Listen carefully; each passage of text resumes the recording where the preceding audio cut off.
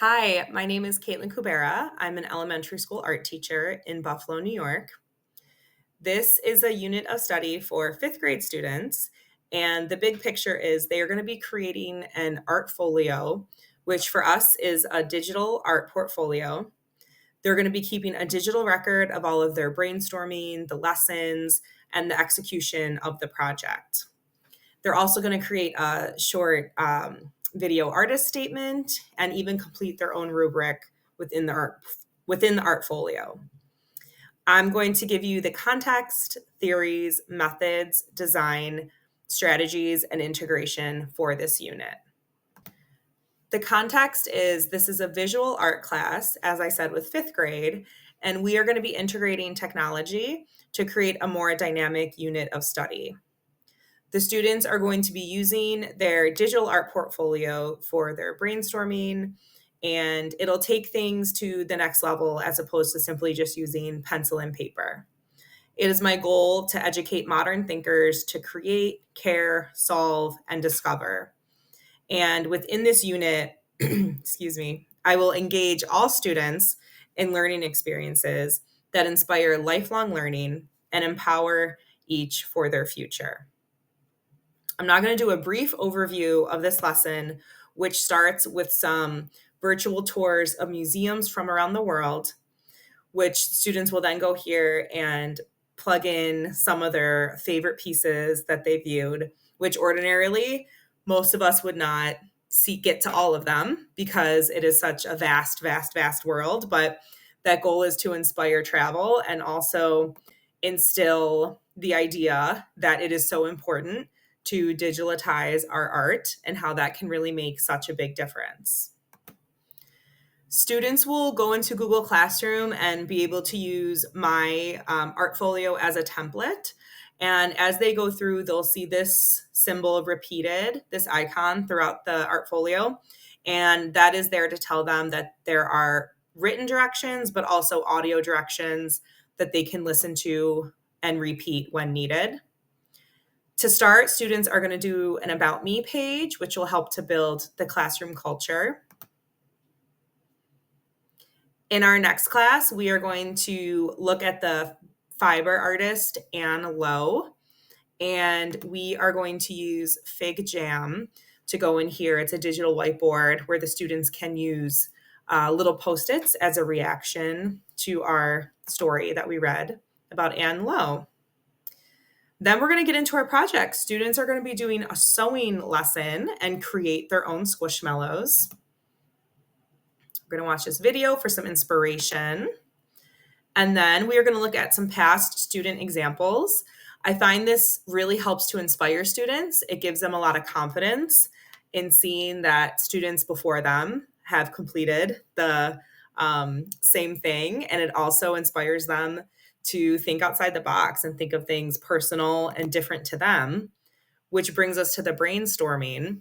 And students can use all the features in Canva to either write their ideas, simply use different color swatches, images, all to gain their final ideas. Because then in our next class, students will be creating their final design by using the design tools, the drawing tools. Students will need to get feedback from two classmates and myself before moving on to the next phase. In class 4, they're actually going to start the construction of their Squishmallow. This is really going to be self-directed because sewing is such a project that students really need to work at their own pace. So I have this video that helps them through how much string should I get, how to thread the needle, how to tie your knot, and then how to start the sewing process. And they can hit pause, replay over and over and over as many times as needed. We're going to end this class with an exit slip that'll help me gauge how they're feeling about sewing, whether it's their first time sewing, maybe they've have some experience with it before, and how they're feeling at the end of this class. Students also have the option to become a leader with sewing and kind of lead in a sewing circle with their classmates. This is really helpful with peer learning when they work together. It helps to reinforce, and especially if students were absent or they're just not getting it, it's really great to learn from their classmates. Next day will be a studio day, and they'll complete an exit slip again. And then we will move into the detail phase. From here, students are going to design their own tag for their Squishmallow. Students will write about their Squishmallow here, give all the information, and basically create a little story for their Squishmallow. This is going to give them all the details on how to create their tag in Canva. They'll be able to do it themselves by following the steps. And then to complete the project, students are going to write their own artist statement. They can write everything out first, but ultimately I would like them to record a video of them speaking about their Squishmallow and holding it in the video. And they can point out specific things such as, this part was a little tricky for me, but I stuck with it and it looks really great. Or this little bow was a last minute addition, but I think it really lends to the overall feeling of the Squishmallow. And basically just give us a digital recording about the choices that they made and ultimately the reasons that they chose specific colors and things like that. Students will create a final exit slip at the end of their project. And here they're going to fill out their own rubric. There's going to be little videos that they can listen to help explain the creativity, craftsmanship, completion, and work habits. And students will use the drawing tools and color in the different circles, whichever they see fit, for essentially grading themselves for this Squishmallow, providing themselves with feedback. And of course, at any time throughout the lesson, students are going to be able to connect with me either in person or they can reach out to me via Google Classroom. One of the learning theories in this lesson is connectivism, which focuses on the idea that people learn and grow from the connections that they make. In this lesson, students are encouraged to work together, problem solve, and ultimately create their own Squishmallow. So students will have the opportunity to work in sewing circles where there is kind of like a leader or a person that they know that they can ask if they have questions.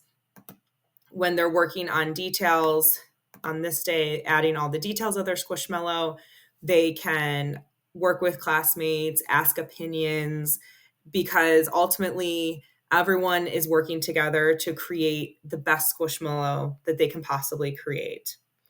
The cool thing about this is that the roles are always fluctuating in the art room of kids that are helping each other, because one day someone might have a lot of knowledge on how to thread the needles and they can help a friend. And then maybe another day it's students that when they're working on the Canva portion of inserting the photo, maybe it's another student that can help a friend. So it's really that collaboration and creating that positive atmosphere of students working together. The methods in this lesson focus on hands-on learning. Students are really guiding their own learning. They all work at different paces. And when it comes to the sewing portion of the lesson, students are able to pause, rewatch the video, and they are really taking ownership on the learning that takes place with this particular portion of the lesson. For design, I was drawing from the section in Bates' book in Teaching in the Digital Age, in which he says communities of practice are groups of people who share a concern or passion for something and learn how to do it better as they interact regularly. So for this unit, students are encouraged to design their own separate Squishmallows, but the execution happens through working with peers. There's flexible seating in the classroom, and like I said, they can work together in groups, they can move about and find that person that's really going to offer up a little bit of extra guidance, or maybe it's even encouragement to help keep them on track. So it is a full working community. The strategies we're using a variety of tools in this lesson to keep students actively engaged and successful throughout the project. There are interactive links and videos, the icons in the corner that are repeated on the page with the written and audio directions. The integration, students have the opportunity to create this digital artfolio that they can interact with, and at the end, they'll be able to reflect on their own work. Thank you so much for listening as I discuss the context, theories, methods, design, strategies, and integration for my 5th grade Artfolio unit, in which the ultimate goal is to create modern thinkers who are inspired to engage in lifelong learning and empower each for the future.